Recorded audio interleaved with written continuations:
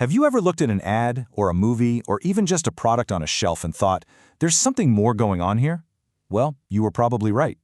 Today, we are diving into the work of Roland Barthes, the thinker who basically gave us a decoder ring for culture itself. He showed us how to spot the powerful ideas hidden in plain sight, in everything from our clothes to our entertainment. So, let me ask you a question. What could a sweaty, over-the-top wrestling match possibly have in common with a super glossy, high-fashion magazine? I mean, on the surface, they're polar opposites, right? But for Roland Barthes, the connection was everything. He saw that they're both languages, packed with hidden meanings, just waiting for someone like you to come along and decode them. And that gets us to our first huge idea, this concept of reading the world. Barthes was this brilliant French cultural theorist, and he argued that we shouldn't just read books. We have to learn to read all of culture. You know, the food we eat, the ads we see, as if it were all one giant, complex language. And you have to understand, this was a pretty radical idea at the time. He said anything could be a sign. A wrestling match. It's not just a sport, it's this grand moral theater of good versus evil. That new car in an advertisement isn't just a machine, it's a powerful symbol of freedom or status, or maybe escape. Barthes basically taught us to become detectives of our own everyday lives. Okay, so how do you actually read all this stuff? Well, for Barthes, it all boils down to understanding one basic fundamental building block, the sign. So let's break that down right now. So every single sign has two parts. Stick with me here. First, you've got the signifier. That's the physical thing you can actually see or hear or touch, like the letters T-R-E-E, or a picture of a heart, or the sound of a police siren. Then you have the signified. That's the concept, the idea that the signifier points to. So the actual idea of a tree, the whole concept of love, the warning of an emergency. Put those two together and you've got a sign. Simple, right? But here is where it gets really interesting. Barthes took this simple little structure and used it to peel back the layers of our culture, revealing that there are actually two different levels of meaning operating all the time.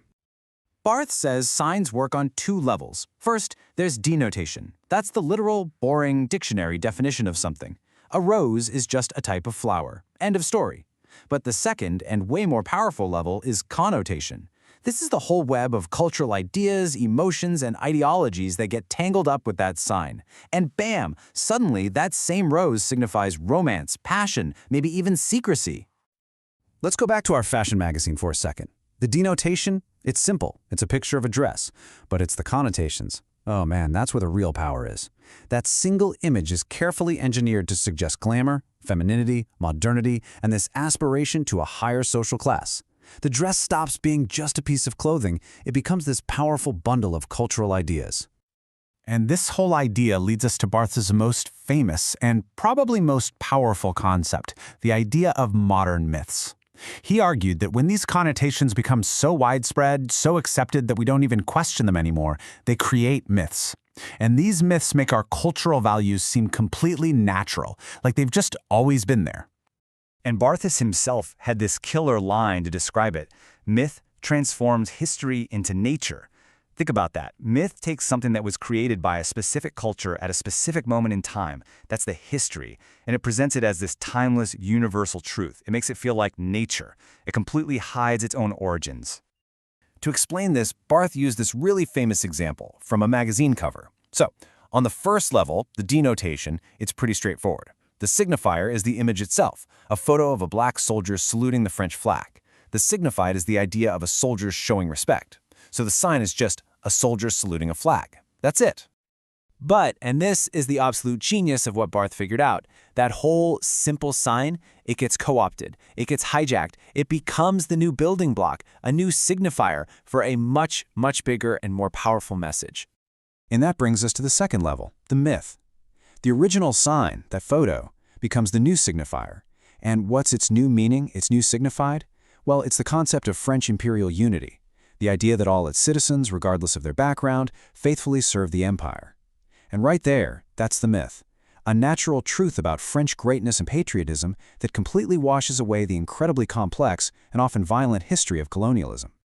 So after giving us this incredible toolkit to deconstruct myths, Barthes kind of shifted his focus. He turned his attention away from the message itself and started thinking more about the person receiving it, you, the reader.